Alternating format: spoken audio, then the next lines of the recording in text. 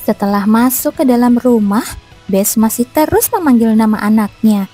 Namun hantu kecil itu tetap tidak merespon, hanya menatap tajam ke arah anak laki-laki yang menyebut dirinya Dennis. "Camilla, bagaimana kau bisa mengenal Dennis? Aku belum pernah melihatmu sebelumnya," tambah anak itu sambil membawa minuman dari dapur. Kepalanya sedikit dimiringkan karena bingung. "Benar, ini pertama kalinya kita bertemu. Lalu kenapa kau mencariku?" "Bukan aku, ibumu yang mencarimu." "Apa?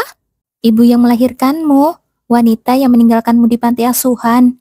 Mata anak itu membelalak, sementara rahang Rania mengendur karena terkejut. Tidak mungkin, dia kan sudah meninggal." Rania buru-buru menutup mulutnya, menggigit bibir ketika kepanikan melintas di wajahnya. Jadi dia tahu kalau Bes sudah mati. Dia memohon padaku untuk menemukanmu. Dia sangat putus asa. Kamu benar-benar bertemu dengan ibunya Dennis?" "Iya, tapi bagaimana? Kalau bukan begitu, dari mana aku tahu tentang Dennis? Aku mendengarnya langsung dari ibunya." "Itu..." Rania membuka mulut, seolah ingin membantah, tapi kemudian dia diam, wajahnya berubah bingung. "Di mana dia sekarang?" Setelah hening beberapa saat, Rania akhirnya bertanya dengan nada paling netral yang bisa dia keluarkan. Camilla hampir saja menjawab, "Itu tepat di sampingmu." Namun dia hanya tersenyum samar. "Kau benar Dennis, bukan?" Iya." Anak itu mengangguk gugup, terlihat gelisah. Camilla menatap wajahnya dengan cermat, memperhatikan setiap gerak dan ekspresi. Merasa tidak nyaman karena sorotan itu, anak itu menundukkan kepala, menghindari tatapannya. "Hah? Ada apa ini?" Alis Camilla sedikit berkerut. Tiba-tiba rasa mual menyerangnya, penglihatannya berputar. Tidak mungkin. Dia tidak menyentuh minuman yang dibawa anak itu karena terlalu mencurigakan.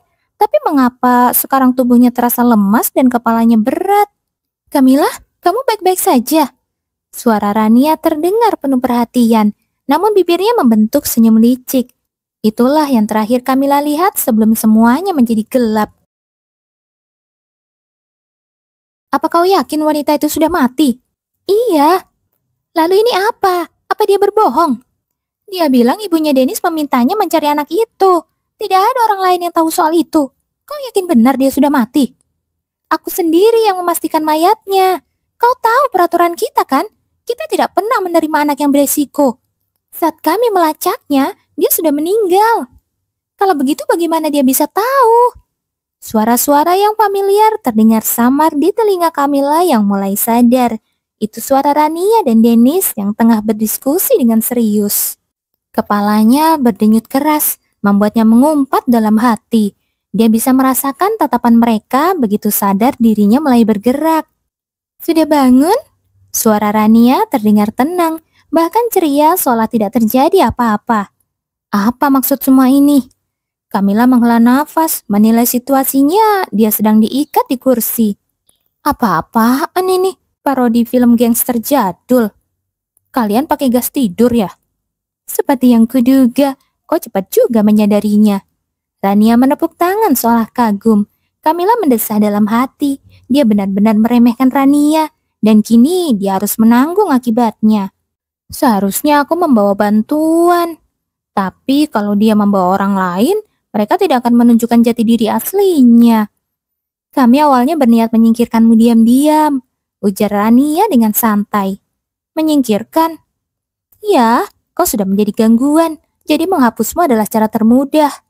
Nada bicaranya yang begitu wajar justru membuat ruangan terasa semakin dingin. Tapi rencananya berubah. Berubah? Aku sangat terkejut saat tahu kau adalah pemilik perusahaan dagang hantu. Raut wajah Rania menegang, lalu tersenyum manis dengan cara yang mengerikan. Daripada membunuhmu, jauh lebih berguna kalau kami memanfaatkanmu. Aku bukan orang yang mudah dimanipulasi. Kamu tidak akan punya pilihan. Rania terkekeh ringan, tawa kecilnya membuat Camilla makin kesal. Bagaimana dengan Rania yang asli? Apa? Dennis juga? Kalian membunuh mereka kan? Begitulah kalian mengambil tubuh mereka. Untuk pertama kalinya, wajah Rania dan Dennis tampak retak. kehilangan ketenangan mereka. Kau itu benar-benar aktris yang buruk. Camilla menyeringai, puas melihat reaksi itu. Jadi benar, kalian mencuri tubuh mereka. Rania cepat memulihkan ekspresinya, lalu menghela nafas dan melangkah mendekat. Percaya saja apapun yang kau mau. Wajahnya mengeras saat ia menarik belati dari lengan bajunya. Tapi kau tidak akan sempat tahu kebenarannya. Dengan satu gerakan cepat, Rania menggores telapak tangan Camilla dan menampung darahnya ke dalam botol kecil. Cairan di dalamnya berubah hijau terang begitu bercampur dengan darah itu. Camilla yang hendak berteriak tidak kuasa melanjutkan saat Rania menegak isi botol itu sampai habis.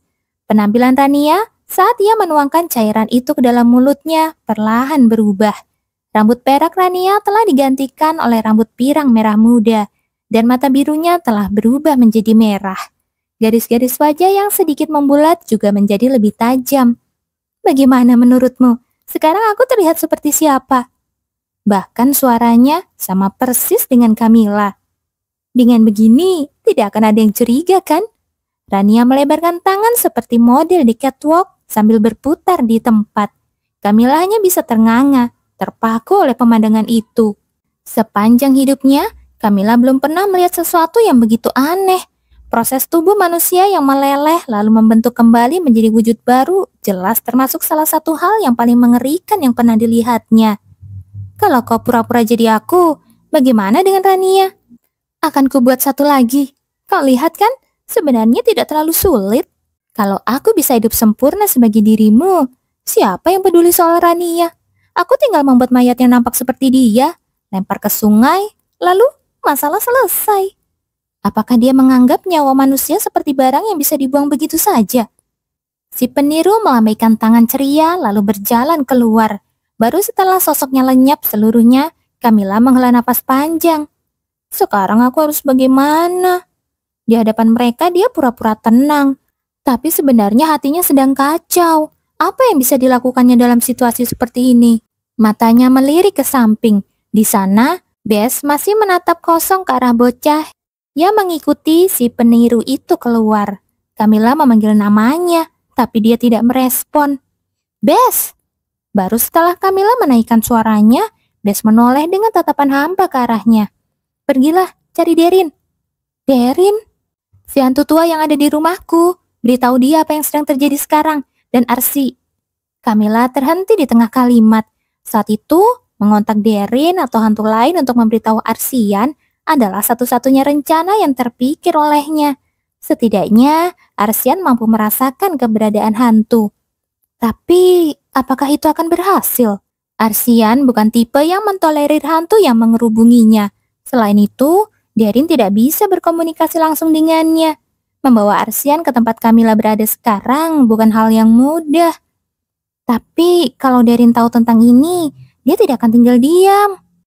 Dia pasti akan berusaha mengontak Arsian dan menghantuinya tanpa henti. Tapi kalau perilaku itu cukup mengganggu Arsian hingga menyebabkan kehancuran Derin, Camilla menggeleng, cepat-cepat membuang gagasan itu. Di mana Rania?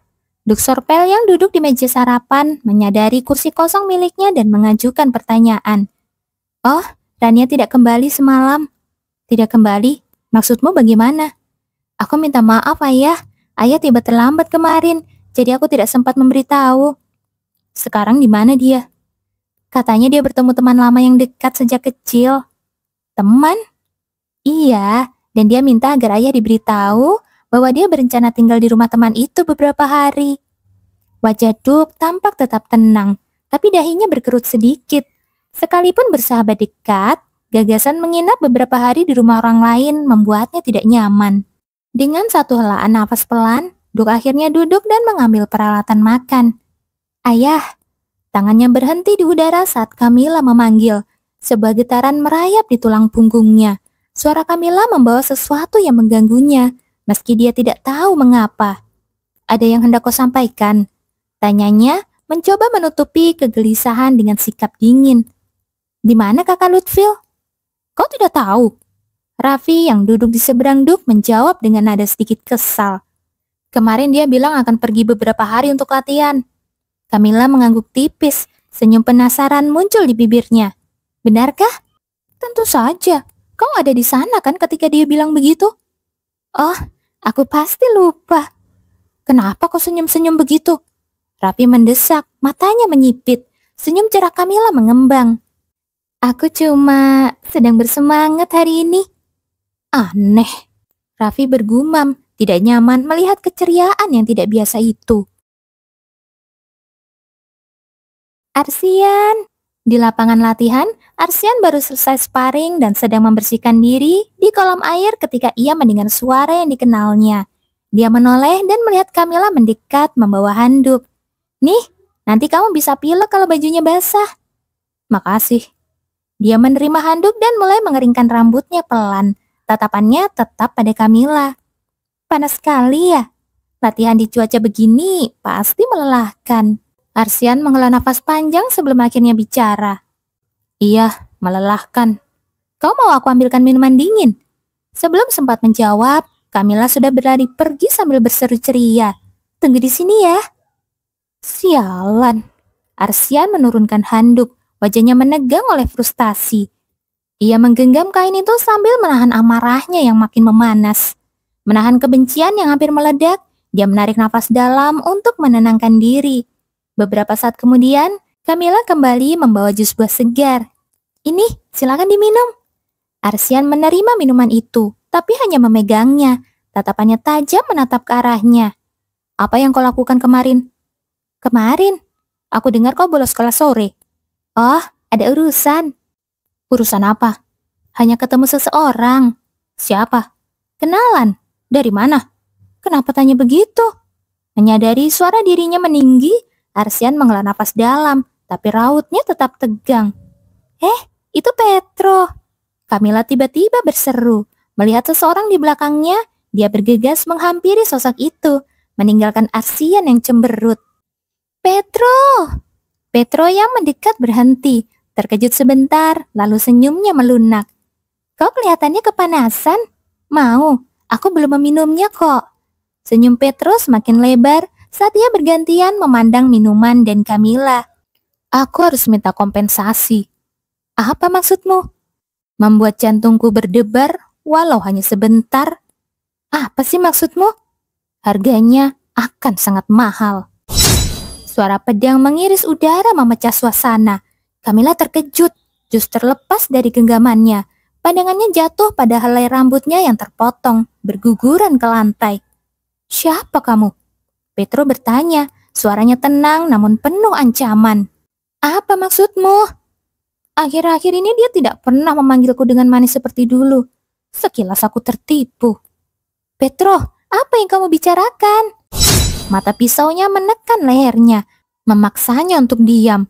Senyum lembut Petro justru membuat ancaman itu semakin membuat menggigil. Katakan, siapa kau? Sebuah suara baru memecah ketegangan. Arsian melangkah di antara mereka. Ekspresi gelapnya membuat ketenangannya berubah. Arsian! Air mata mengenang di mata Kamila. Pikirnya Arsian datang untuk membelanya. Petro tadi. Diam! Potong Arsian. Kata-katanya yang dingin membuatnya terpaku. Dan air mata di matanya seketika membeku. Kita perlu jawaban. Kalau benda ini berkeliaran, berarti sesuatu terjadi padanya. Aku setuju. Sampah seperti ini tidak pantas berkeliaran. Kalau dia menolak bicara, bagaimana? Banyak cara membuatnya bicara. Penyiksaan misalnya. Kau gila ya? Tapi itu efektif. Wajah wanita itu berubah pucat saat ketegangan antara dua pria itu semakin menguat. Bicaralah. Mata pedang Petro menekan lebih keras ke kulitnya. Di mana dia? Kamila berusaha menilai situasinya dengan mata yang bergerak cepat ke segala arah. Arsian dan Petro melangkah mendekat ke arahnya secara bersamaan. Cepat katakan. Di mana Kamila sekarang? Aku tidak tahu apa yang kalian bicarakan. Bilah dingin pedang Arsian kembali menempel di lehernya. Ini kesempatan terakhirmu. Di mana Kamila? Aku tidak tahu. Aku sungguh tidak tahu apa yang kalian maksud. Dia menjerit putus asa, tapi suara tajamnya tidak mampu menutupi ketakutannya. Tangan Arsian mencengkeram lehernya erat-erat. Kau yakin tidak tahu? Aura menyesakan milik Arsian memenuhi udara. Tekanan mematikan membungkus semua yang ada di sana. Petro menghela nafas berat dan meletakkan tangan di bawah Arsian menahannya. Kita bawa saja dia ke kediaman keluarga Sorpel. Melihat betapa histeris reaksinya, masalah ini jelas tidak akan selesai dengan mudah. Ini bukan sesuatu yang bisa kita tangani sendirian. Arsian sempat ragu sejenak sebelum mengibaskan tangannya. Cahaya menyelimuti mereka bertiga, dan dalam sekejap mereka lenyap dari tempat itu.